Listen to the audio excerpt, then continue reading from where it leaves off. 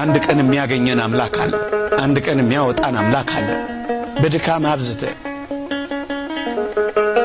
በጉስቁልና አብዝተ፣ በኃጢአት አብዝተ ተጥለል ሊሆን ይችላል። እንዳትረሱ። እግዚአብሔር ግን አንድ ቀን የቆሸሸውን የሚወለውልበት ቀን አለ። የጠቆረውን የሚያነጣበት ቀን አለ። የተጣለውን የሚያነሳበት ቀን አለ። የጠወለገውን የሚያለመልምበት ቀን አለ። የደከመውን የሚያበረታበት ቀን አለ። የተቀበረውን የሚያነሳበትና የሚያወጣበት ቀን አለ። እሱን ቀን ብቻ በተስፋ መጠበቅ። የእግዚአብሔርን የተስፋ ቀን ሳትጠብቁ አደራችሁን የራሳችሁን የተስፋ ቀን አታጨልሙ። አንተ እግዚአብሔር ምን ሊሰራብህ እንደሆነ ምን ታውቃለህ?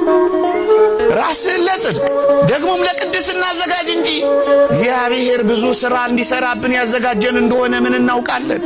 ክርስቲያኖች እኛ ልዩ ለመሆን ነው የተፈጠርነው። ክርስቲያን የሚሆን ነው በጣም ልዩ